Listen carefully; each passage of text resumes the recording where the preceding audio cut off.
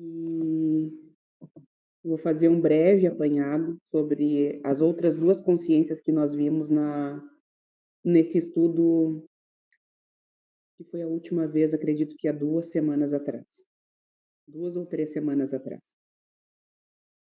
Então, a gente sempre toca, né, no Orumalé, através das minhas multiplicações, das minhas instruções, que é a gente, polir o nosso convívio, a nossa visão, o aspecto da nossa realidade divina, estando materializados, né, num contexto bem terreno, para que a gente consiga, através desse Orumalé e das consciências orixás, melhorar inclusive, e essa é o nosso principal propósito, melhorar a nossa convivência com o meio, a nossa interação com todos os seres, além dos humanos, e melhorar consequentemente a nossa qualidade de vida, porque quando a gente melhora o nosso íntimo, a gente melhora a nossa visão de mundo e a gente altera significativamente o mundo ao nosso redor. Porque as nossas ações, as nossas atitudes, todas elas melhoram com isso, com essa mudança de visão. Então, como eu vinha dizendo na aula anterior, nós falamos sobre iniciamos, né, a contemplar as consciências de Deus através da aspiração, que é lembrando que é um dos 3 atributos da divindade. A gente viu todas as consciências de visão, que muda, né, altera o nosso olhar frente ao mundo e às realidades de manifestações. E aí nós iniciamos a aspiração, que é a nossa recepção, né, que é arrumar a sala, como aquele texto que a gente recebeu ontem à tarde, ou antes de ontem, né, eu sou perdida em data, que é arrumar a sala para a gente receber as nossas visitas, mesmo que muitas das nossas visitas sejamos nós mesmos. Porque toda vez que a gente rememora uma situação, que a gente revisita uma situação, também é sinônimo, a gente tem um outro olhar frente àquela manifestação. Se o nosso olhar ele está prejudicado, ou mais prejudicado, gera mais dor e mais sofrimento. Se a gente adquirir uma certa maturidade, ou o que a gente chama muito hoje em dia sobre inteligência emocional, quando a gente olha algum aspecto da nossa realidade passada, pretérita, a gente pode inclusive tratá-la. Então, ou seja, não passou e apagou do nosso memorial. Ela ficou guardada em um quantum energético. E quando a gente tem a capacidade emocional de olhar para situações em que nos machucaram e a gente desenvolveu maturidade emocional, a gente consegue a gente mesmo tratar esse ambiente que está prejudicado, está enfermo, está empoeirado, usando o termo em que o guia nos passou naquela instrução breve da tarde de ontem ou antes de ontem, eu não me lembro. Então, consciências de relacionalidade são 4. São 4 consciências que a gente tem no Orumalé. Então, eu vou fazer um resumo e a gente vai depois falar especificamente sobre cada uma delas. A gente tem 2 que são visões que alteram a positividade, potencializam a positividade. E nós temos 2 que elas esgotam a negatividade.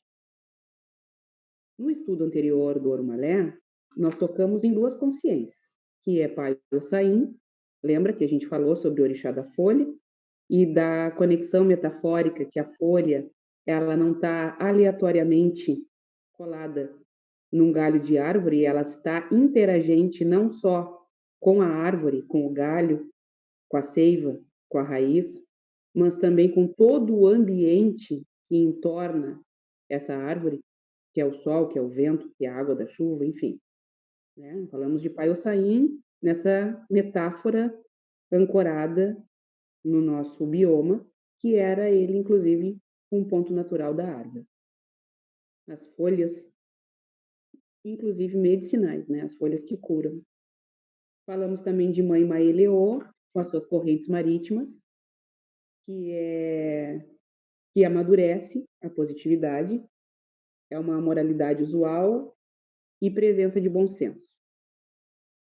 Então, quando a gente manifesta a Mãe Maeleô, a gente leva vida, inclusive, para as muitas manifestações.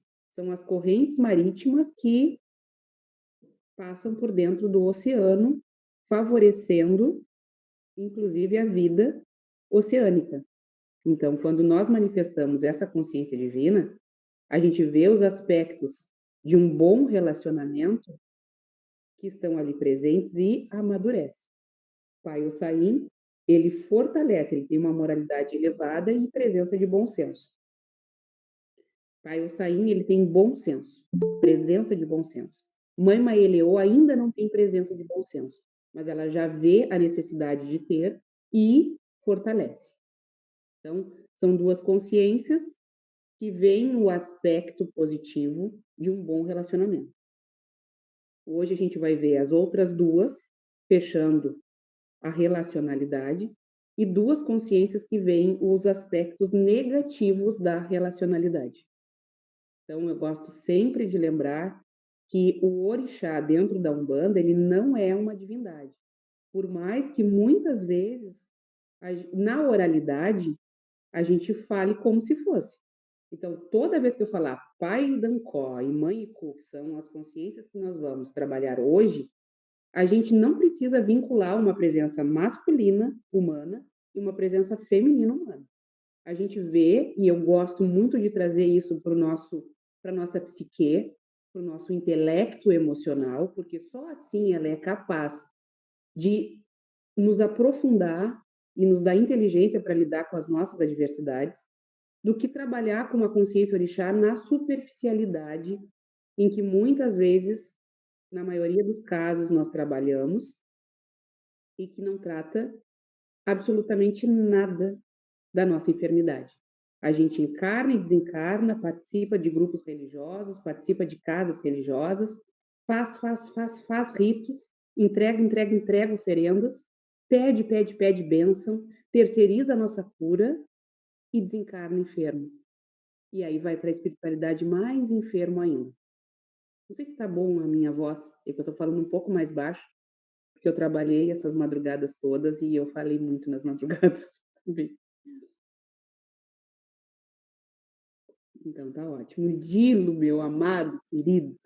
Eita. Então, seguindo. Pai Dancó e mãe Ku, eles são polaridades. E por serem polaridades, um tem aspecto positivo e o outro tem aspecto negativo. Né? O que tem aspecto positivo, ele trata o racional. O que tem aspecto negativo, e não é negativo no sentido pejorativo de ser ruim, não. É negativo mesmo, como dois polos que se atraem. O que tem aspecto negativo, ele tem o espírito, o raciocínio emocional. E os dois trabalham na nossa fisiologia humana. Por isso que a religião de Umbanda, ela trata a consciência orixá, que é a qualidade de Deus, é como a gente enxerga Deus afunilado com um embasamento da natureza, porque a natureza, como a gente já estudou, ela não tem oscilações do seu psique. Ela é pura, ela é transparente, e uma folha, ela não gera malefício para ninguém. Inclusive, se ela existe uma toxicidade nela, ela está ali naquele ambiente e ela tem uma certa necessidade para aquele bioma. A gente é que vai lá e usa ela de uma forma inadequada, mas certamente ela tem um porquê e uma razão de existir. Assim como nós, em todas as nossas manifestações, sejam elas medicinais, através das nossas ações, boas ações, sejam elas tóxicas, através também dos nossos maus hábitos e das nossas más ações. Até agora, ok? Então, fiz essa introdução para que a gente, sempre que a gente inicie um estudo, a gente se aprofunde nele, traga ele para o nosso campo emocional. Porque senão não adianta. Senão a gente vive na superficialidade e terceirizando a nossa cura para aspectos ritualísticos que são muito visíveis dentro da religião de Umbanda. E não é isso, não é esse o propósito da nossa casa. Nunca será. Então, eu fiz um resumo, eu fiz um texto e depois eu boto tudo lá no grupo, tá? Pai Dancó e mãe Icô. Pai Dancó e mãe Icô tratam as relações enfermas que nós temos com o meio. Então, a gente trabalhou, inclusive, aspectos energéticos dentro da fisiologia humana, em que a gente sabe que tem pontos energéticos do nosso corpo que são mais ligados aos nossos instintos e pontos energéticos que são mais ligados, aflorados ao nosso campo espiritual, que teoricamente deveriam ser os mais florescidos. Muitas vezes não são. E aí, quando eu estava fazendo essa contemplação, e toda vez que a gente toca numa consciência orixá, a gente toca nela com um grau de maturidade. E a gente espera que esse grau de maturidade ele seja melhor do que da última vez que a gente tratou, porque a gente está em processo de crescimento, evolução, florescimento. E por ser assim, subentende-se que a cada dia nós estamos melhor, porque essa é a jornada, é caminhar em direção ao Pai, estar nele presente a maior parte do tempo em que a gente conseguir se ancorar. Então, da última vez que eu trabalhei Pai Dancó, inclusive foi lá no ano passado, na série Na Jornada Relicário de Amor, eu tive um aspecto de leitura daquelas consciências energéticas e hoje, de acordo com as minhas vivências, com os quadros que aconteceram dentro da minha rotina, eu tenho um outro olhar. Isso é muito significativo para que a gente sempre venha tratando, polindo as nossas manifestações reativas frente às coisas que nos acontecem. Então, hoje, eu trouxe uma visão, um espectro de olhar para essas duas consciências orixás, que são extremamente embasadas na civilização. Quando iniciou a civilização? Quando que a gente conseguiu olhar para outro ser e enxergar que ele é um ser que precisa ser de cuidado? E daí, naturalmente, me veio aquela imagem da Margaret Mead, que é aquela antropóloga que disse que a civilização iniciou a partir do momento que foi encontrado arqueologicamente um fêmur cicatrizado, porque ali ela entendeu que um ser humano precisou olhar para as dores do outro. Isso é uma metáfora, falando dessa forma psicológica. Eduardo, tira dele isso aí, por favor, que isso aí reflete aqui no vídeo. Tira esse brinquedinho. Hã? O Drago conseguiu rebentar a porta. Desse tamanho, rebentou um pouco. Então, quando a gente olhou para a dor do outro, e dessa forma, esse exemplo, ele é um exemplo físico, material, entendeu-se ali que se gerou empatia. Porque um fêmur, ele não cicatriza da noite para o dia, ou do dia para a noite. Ele precisa que alguém leve comida, dê proteção e tenha cuidado com essa pessoa. Então, quando esse fêmur, e ele demora um certo tempo, relativamente longo para cicatrizar. Então, quando entendeu-se que uma pessoa teve um membro cicatrizado, lá na época pré-histórica, que foi datada de não sei que data, porque isso é uma metáfora, ela entendeu que ali iniciou uma civilização que começou um olhar para a dor do outro, e ali nasceu a empatia. E a empatia dentro da nossa teologia, ela é mencionada pela fraternidade, que é o olhar o sofrimento do outro e naturalmente desejar que aquilo acabe, porque a gente sabe que todo o aspecto de sofrimento, ele vem com uma toxicidade e nos causa dano.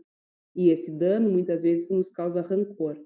E esse rancor muitas vezes ele é justificado com uma ação que a gente faz para o outro, porque a gente está magoado com ele. Então, isso é uma relacionalidade maléfica. A gente desorganizar o nosso campo emocional, estar com ele desorganizado e mesmo assim receber pessoas dentro do nosso conteúdo emocional, levando para o aspecto doméstico, é como se a nossa casa estivesse bagunçada, roupas todas fora dos armários, louças sujas em cima da pia, máquinas transbordando para poder com roupas para lavar, e a gente recebesse pessoas para ter uma boa convivência, uma boa conversa numa tarde. Isso é quase impossível. Então, quando a gente está com um estado desses doméstico, e a gente leva isso para o nosso aspecto humano, é como se o nosso emocional estivesse tão abalado que a gente não tem condições emocionais para lidar com alguém. E a nossa convivência nesse momento, ela não gera benefício, ela gera malefício. Ela potencializa o malefício. Não só para nós, porque vai sim causar dano, mas para o outro, que muitas vezes vai justificar as ações negativas que faz em relação a nós, por sequelas em que nós deixamos na vida deles. E isso a gente vê nos relacionamentos entre pais e filhos, entre filhos e pais, entre filhos e avós, netos e avós. E a gente vê que as famílias elas vão se desagregando emocionalmente pela falta de maturidade emocional para que a gente lide com as nossas dores emocionais internas. Pai Dancó, ele vem dizendo assim: é a expressão divina que surge frente à aspiração deletéria, orientada a não se abster de trazer malefício. Tendo ciência do malefício indireto e da sua causalidade decorrente, naturalmente purifica. E ele é mencionado, dentro da teologia, como o bambuzal oco, sem a seiva, ou seja, ele não está no trigo. E ele se enverga em relação ao vento. Então, se o vento sopra para cá, eu me inclino para cá. Se o vento sopra para lá, eu me inclino para lá. Dentro das convivências humanas, a gente sabe que isso são as tendências de favorecimento em que as pessoas se envergam para não se mostrarem realmente com seu aspecto sadio.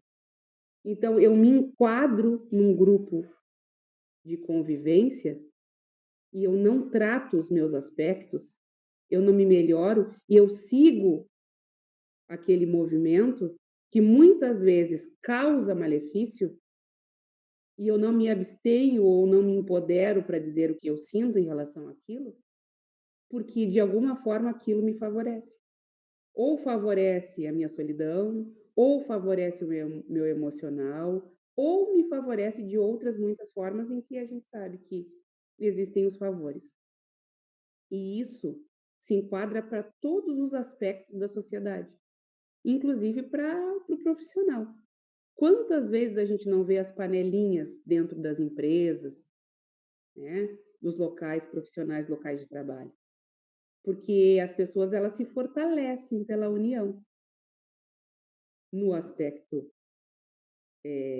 saudável, mas também no aspecto doentio dessa expressão. Então, quando tu forma uma panelinha, a tua expressão ela toma um outro peso. É o peso do grupo, é o peso da matilha ali, é o peso da união.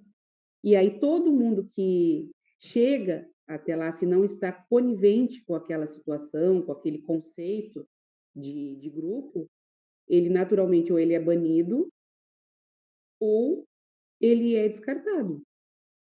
Banido e descartado é sinônimo. Ou ele é banido ou ele é excluído do grupo. Também é sinônimo. Então, não é aceito. Então, a gente vê que Pai Dancó, ele tem esse aspecto emocional de não se abster de trazer malefício. Quando a gente manifesta essa consciência divina, a gente vê os nossos enredos causais começa a fazer um rastreamento dos grupos em que a gente está inserido, e pode inclusive ser o familiar, pode ser o profissional, pode ser o religioso, e a gente vê o que aquele grupo está gerando de energia e entregando essa energia para o universo. Quais são as ações? Quais são as manifestações? E o quanto eu estou inclinada a aceitar essas ações maléficas, que é a visão apropriada de Pai Dancó, e me inclino para não ser banida desse grupo, para fazer parte de algo, para estar fortalecida. Então, o Pai Dancó vem com essa visão, com esse aspecto da gente tratar o nosso emocional quando a gente tenta se encaixar em algo que naturalmente a gente percebe pela nossa consciência que não está certo. E a gente, naturalmente, por se engajar em grupos assim, ou estar presente em situações e ser conivente com elas, a gente não se abstém de trazer malefício. Então, naturalmente, a gente gera um malefício indireto. Porque se a gente vê algo errado e se abstém de fazer o certo, a gente naturalmente a gente é conivente com essa situação. Ok? Até aqui? Entendemos qual é a visão, o aspecto divino de olhar para uma situação errada, naturalmente evidenciá-la e corrigir a nossa postura frente a ela. Essa visão saudável se chama, dentro do Orumbalé de Cáritas, de Pai Dancó. E, naturalmente, é visível como o bambuzal, que se enverga.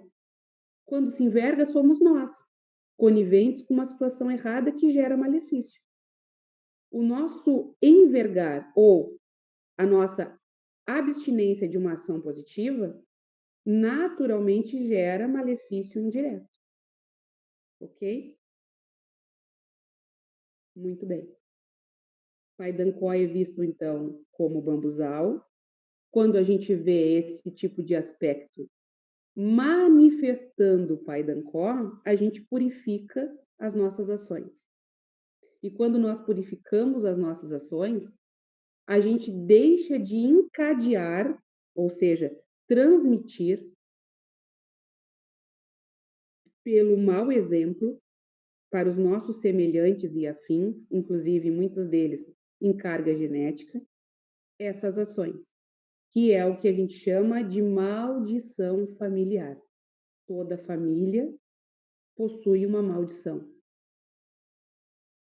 E a gente, nós, cientes dela, identificada já em nós, que carregamos dos nossos ancestrais, estagnamos, retendo e não transmitimos para os nossos descendentes. Então, são muitas gerações em que manifestaram sempre ações negativas e transmitiram isso não só pela hereditariedade biológica de um emocional enfermo, mas também por uma hereditariedade de exemplos, porque a gente cresceu no meio enfermo e a gente tem por naturalidade replicar esse meio enfermo onde quer que a gente esteja inserido. Se a gente cresceu numa família com um aspecto negativo que todas as famílias, infelizmente até agora, têm, a gente tem que identificá-las nas nossas ações e o que a gente está transmitindo ou já transmitiu para os nossos filhos. E nunca é tarde para, como o Pai Dancó, purificar essa maldição em nós. Ok? A gente só tem condição de tratar uma dor, e todos nós temos dores, é fato, se nós tivermos coragem de identificar a dor. Porque na maioria das situações a gente não identifica a dor por não ter coragem de ter uma ação maturidade emocional para lidar com ela, revisitá-la e com um aspecto de maturidade emocional e inteligência emocional. Pai Dancó é o bambuzal que é conivente com as más ações e por isso ele se enverga. Naturalmente ele gera malefício indireto por ser conivente e não tomar uma ação eficiente para cessar aquele malefício. São como as pessoas que estão inseridas em grupos, veem as ações erradas e não corrige, nem em si, nem no outro. Principalmente porque o outro está nos beneficiando de alguma forma. E se caso eu corrigi-lo, ou eu não me envergar, ele deixa de me subsidiar com algum benefício. E aí a gente busca lá no nosso conteúdo de convivência se existe algum exemplo que se enquadre nisso que a gente está mencionando. E quando a gente identifica, a gente se retira desse grupo, porque a gente já adquiriu uma visão divina em que, naturalmente, se a gente estiver inserida, sendo maleável com situações em que não estão apropriadas para tratar os nossos aspectos emocionais, a gente é conivente com essa situação e a gente gera benefício indireto.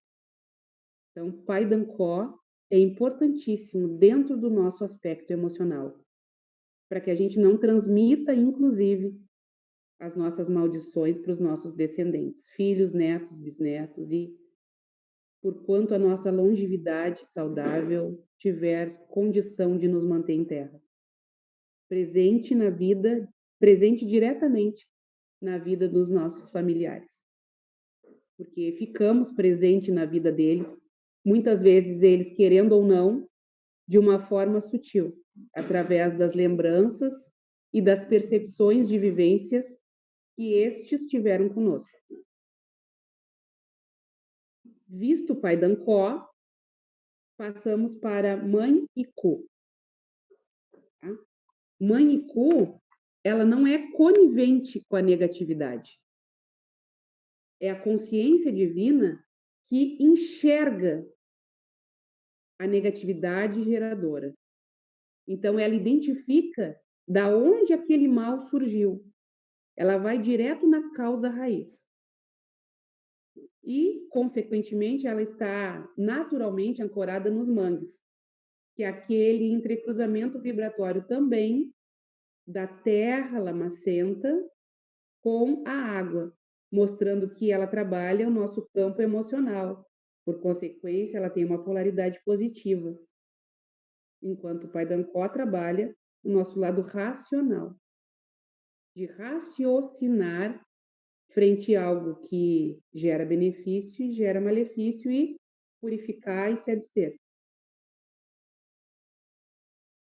Se retirar, desculpa, não se abster, se retirar. Mãe Iku, ela tem um aspecto emocional. E por ter um aspecto emocional, ela trabalha com conteúdos não discursivos, que são as emoções que chegam. Muitas vezes elas tão perturbadoras que elas intoxicam não só a nós mesmos, mas elas agridem o meio. Elas transbordam do nosso conteúdo íntimo e elas agridem todos aqueles outros que convivem conosco. Como, vamos levar para um aspecto animal, um porco-espinho. Não é essa a metáfora que eu gostaria de usar, mas não tendo outra, eu vou usá-la. É difícil fazer carinho num porco-espinho, porque a couraça em que ele se revestiu, e a gente leva isso como uma metáfora por nossa vida emocional, é uma forma protetiva de não receber algo de bom que vem do externo e de manter aquele conteúdo tão fragilizado, enfermo, tóxico e muitas vezes justificado por dores e mágoas para não ser tratado. Então, Mãe Iku seria uma polaridade extrema de Mãe Iemanjá. Lembra quando a gente viu Mãe Iemanjá, que é um aspecto de Deus que vem para trabalhar nossa visão frente à geração de benefício? Mãe Ku é um aspecto de Deus que vem como recepção de algo do mundo, porque vem como externo, de ver a negatividade, a causa raiz dela, e naturalmente reformar. Quando a gente se dá conta dos malefícios que a gente gera para nós mesmos através dessa toxicidade emocional, identifica a causa raiz que é geradora da negatividade no nosso campo emocional, a gente naturalmente reforma. E é aquilo que a gente vinha conversando sempre. O que a doutrina espírita fala quando a gente quer mudar algo? Precisa de muita vontade ou precisa só de um pouquinho de vontade? Kardec fala que precisa de uma micropartícula de vontade. Que através dessa micropartícula de vontade eu consigo mudar a minha toxicidade. E eu deixo naturalmente de ser banida dos meus grupos de amigos, dos meus grupos profissionais, dos meus grupos religiosos. Eu deixo de me tornar aquele fardo pesado e tóxico de uma presença em que eu preciso conviver para aquela pessoa em que eu gostaria muito de ter sempre na minha presença. Mãe Ku é essa consciência que nos faz enxergar qual é a causa raiz da nossa negatividade. Negatividade essa que gera dor, mágoas, sequelas para os relacionamentos. Então, quando a gente manifesta a Mãe Ku com o olhar divino, não mundano, a gente enxerga a causa raiz da negatividade naturalmente, porque a gente busca cura, reforma. E o aspecto do livro diz assim: é a expressão divina que surge frente à aspiração deletéria, orientada a trazer malefício. Tendo ciência do malefício direto e da causalidade decorrente, naturalmente reforma. Então, a gente pode perceber que essas 4 relações, essas 4 consciências divinas que nós tratamos, as muitas relações, e quando a gente fala de relação, não é só simplesmente relação com o outro, relação com o marido, relação com a namorada, relação com o filho, relação com o pai, não é só esse tipo de relação. É a relação com a gente mesmo, com o nosso conteúdo íntimo. Porque muitas vezes a gente está tão vazio de nós mesmos, como o pai Dancol, o bambuzal vazio, que a nossa presença, ela não é bem-vinda nem para gente. E a gente se enche de conteúdo, se entulha de conteúdo externo e de pessoas em nossa volta, pela carência de ter alguém próximo, porque a gente não consegue conviver com nós mesmos. A gente é vazio, a gente não tem conteúdo. A gente não tem nem condição de ter uma boa conversa saudável, de sentar, tomar um café com um amigo e conversar sobre a vida. Muitas das vezes os nossos encontros, quando manifestados ainda no polo negativo, geradores de malefício, são para brigas, para gerar mais rancores, para gerar mais mágoas, mais ciúmes, mais inveja, mais distanciamento. Ao contrário das aproximações, em que a gente sente falta de sentar com alguém e de tomar um café e de conversar sobre a vida. Qualquer coisa que seja. São conteúdos lúcidos, positivos, em que depois desses encontros, os 2 seres cresceram. Já não cabem mais nas roupagens em que naturalmente vestiam antes. Só que para isso, os 2 precisam querer. Não adianta um só. Os 2 precisam querer, porque senão um se torna pai dancó, fica se maleabilizando para se enquadrar num mundo tóxico, onde é agredido, e aí é conivente com aquela situação e naturalmente não reforma, não purifica, e é agredido a vida toda e justifica muitas ações negativas de malefício indireto, porque não toma nenhuma atitude, muitas vezes por falta de coragem, e cria aquela maleabilidade para lidar com essas adversidades que geram dor, mágoa, e convivem dessa forma a vida toda. Eu tenho na minha família exemplos desse tipo de convivência, que se agrediam a vida toda e adoeceram os 2 e um faleceu. E tenho certeza, se vocês forem vasculhar na árvore genealógica de vocês também têm. Agora, a partir de um momento em que a gente percebe isso, que a gente gera maturidade, que a gente purifica e trata as nossas dores, a gente deixa de propagar esse dano para os demais. Para os demais em convivência, para os demais em geração. A gente deixa de ser a doença purulenta, que é como é vista mãe e cu, e a gente deixa de propagar aquela doença para os outros. O agente disseminante, que é assim que a gente fala na biologia, não é? A gente deixa de ser aquela bactéria em que causa, ou aquele vírus que causa doença,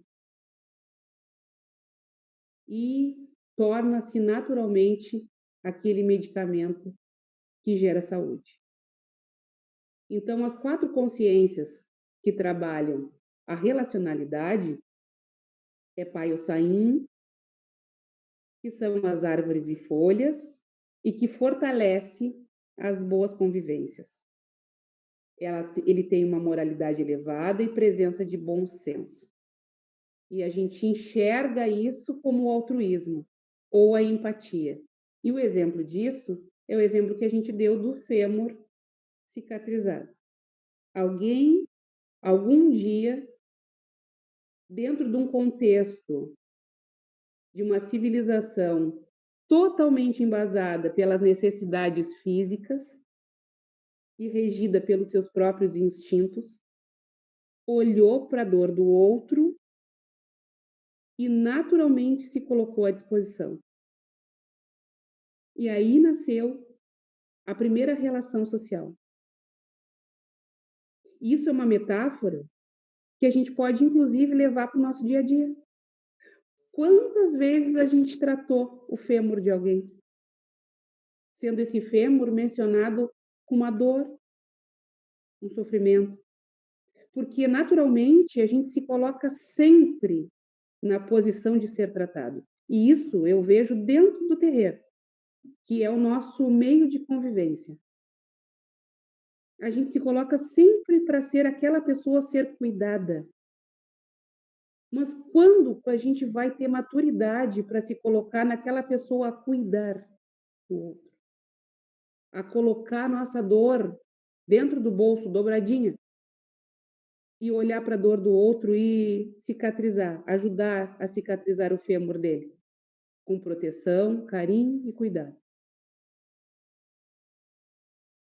E quando a gente olha para isso de frente, sem medo, com coragem, com uma gotinha de vontade, pequenininha que seja, a gente cresce. A gente cresce tanto que a gente não consegue mais permanecer em relações tóxicas.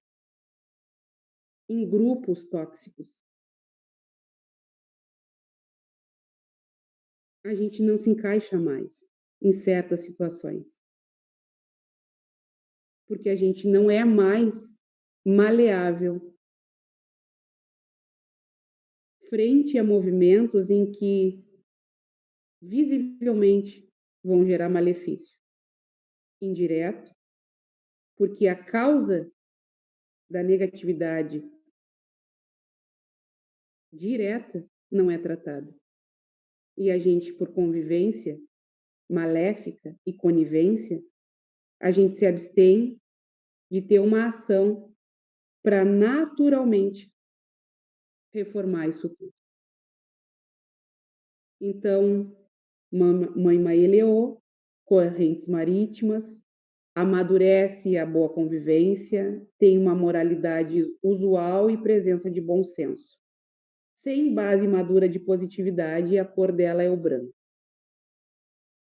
Pai Dancó é o bambuzal.